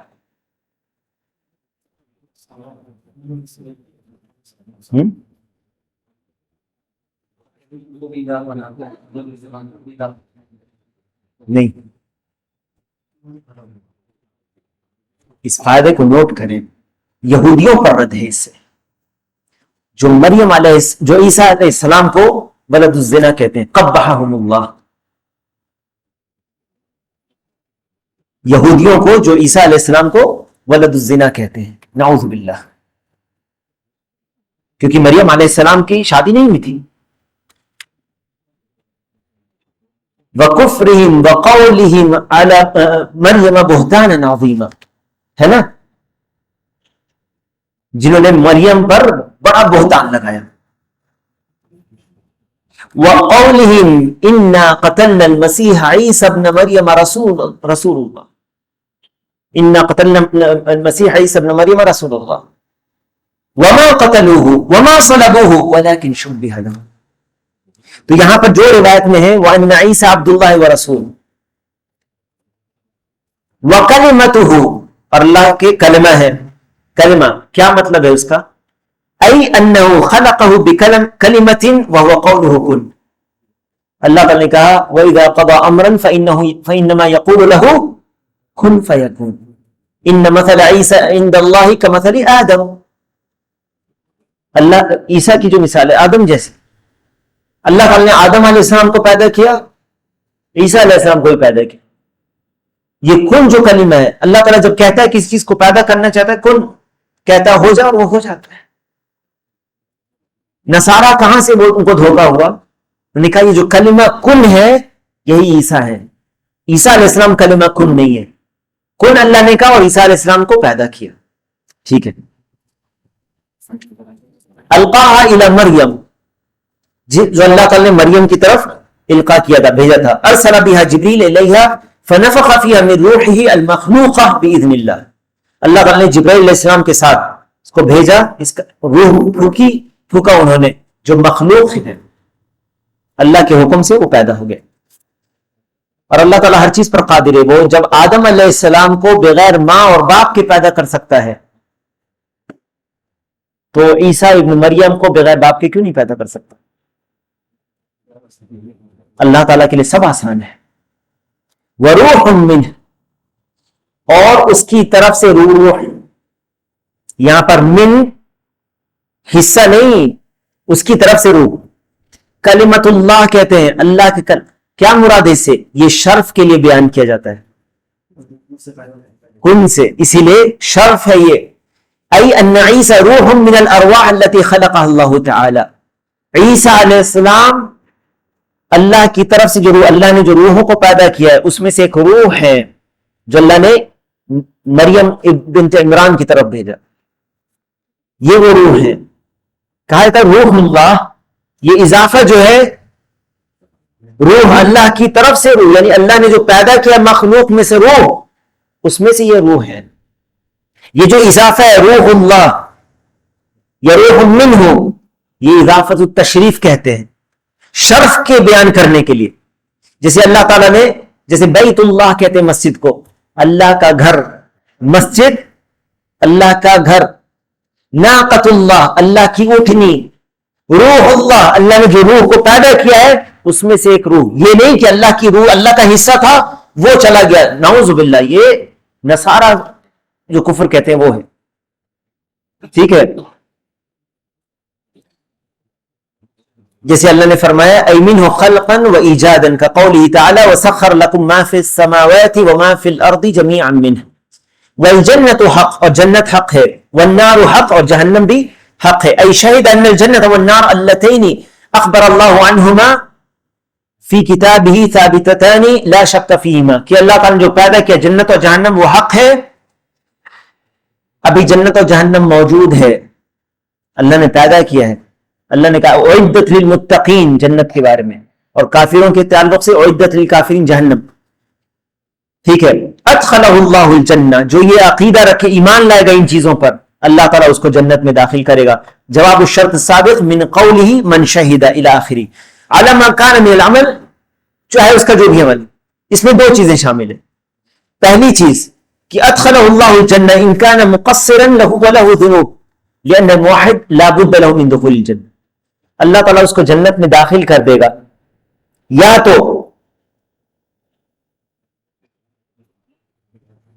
یا تو شروعاتی طور پر بغیر عذاب کے اس کو جنت میں داخل کر دے گا موحد کو، یا چاہے گا گناہ اگر اس کا ہے اور بھی گناہ کفر و شرک سے کم تر، تو چاہے گا تو اس کو عذاب دے، اور عذاب سے جب وہ پاک ہو جائے تو اس کو جنت میں داخل کر دے، جیسے اہل سنت والجماعت کا عقیدہ ہے. اور چاہے گا تو اپنی رحمت سے جنت میں داخل کر دے. ادخلہ اللہ، دوسرا معنی یہ ادخلہ اللہ الجنہ وتکون منزلتہ فیہا علی حسب عملہ، جنت میں اس کا مقام اس کے عمل کے مطابق ہوگا. اخرجاہ، یعنی اس کو روایت کیا بخاری اور مسلم نے اپنی صحیح میں، اللذین ہما اصح الکتب بعد القرآن، یہ دونوں کتابیں سب سے صحیح کتابیں ہیں قرآن کے بعد. اس کا اجمالی معنی کیا ہے حدیث کا؟ ان الرسول صلی اللہ علیہ وسلم یخبرنا مبینا لنا فضل التوحید و شرفہ، اللہ کے رسول صلی اللہ علیہ وسلم نے توحید کی فضیلت، اس کی شرف بیان کیا کہ جو شہادتین پڑھے گا اس کے معنی کو جانتے ہوئے، اس کے تقاضوں کو پورا کرتے ہوئے، تبھی یہ گواہی کہیں گے. گواہی صرف یہ نہیں کہ معنی نہیں جانتے ہیں اور ایسے ہی پڑھ دیا یا بول دیا اور اس کے خلاف عمل کر رہے ہیں، نہیں، وہ گواہی صحیح نہیں ہے. ظاہراً و باطناً وتجنب الافراط والتفریط، افراط و تفریط سے بچ گیا. فی حق النبیین الکریمین عیسیٰ و محمد علیہ السلام، دیکھو اس میں دونوں سے بچ گیا، یعنی عیسیٰ علیہ السلام اور محمد صلی اللہ علیہ وسلم کے تعلق سے. غلو اور جفا سے، یہودیوں نے کیا کیا؟ جفا کیا. اور نصارہ نے کیا؟ عیسیٰ کے ابن مریم کے تعلق سے، علیہ السلام کے تعلق سے غلو کیا. ان دونوں سے بچ کر صراط مستقیم پر ہو سکتا ہے جب غلو اور جفا کے بیچ میں ہوگا. فَأَقَرَّ لَهُمَا بِالرِّسَالَةِ وَعُبُودِيَتِهِمَا، وہ رسول مانا ان کو اور ان کو بندہ بھی اللہ کا مانا. وَأَنَّهُ لَيْسَ لَهُمَا شَيْءٌ مِّن خَصَائِصِ الرُّبُوبِيَّةِ، ان کے اندر کوئی ربوبیت کے خصائص نہیں ہے، جو اللہ کے لیے خاص ہے وہ ان کے اندر نہیں ہے. وَأَيْقَنَ بِالْجَنَّةِ وَالنَّارِ، اور جنت اور جہنم کے پر یقین کیا اس نے. أَنَّ مَآلَهُ إِلَى الْجَنَّةِ، اس کی جو ٹھکانہ ہے، آخری ٹھکانہ کیا ہے؟ جنت کا ہے. وَإِن صَدَرَ مِنْهُ مَعَاصٍ دُونَ الشِّرْكِ، گرچہ اس سے کچھ نافرمانی صادر ہوئی ہو شرک سے کم تر. آخر میں مناسبت الحدیث للباب، کیا مناسبت ہے؟ ان فیہ بیانا لفضل التوحید، اس میں توحید کی فضیلت ہے. وانہ سبب لدخول الجنہ وتکفیر الذنوب، یہ جنت میں داخل ہونے کا سبب اور گناہوں کی معافی کا سبب ہے۔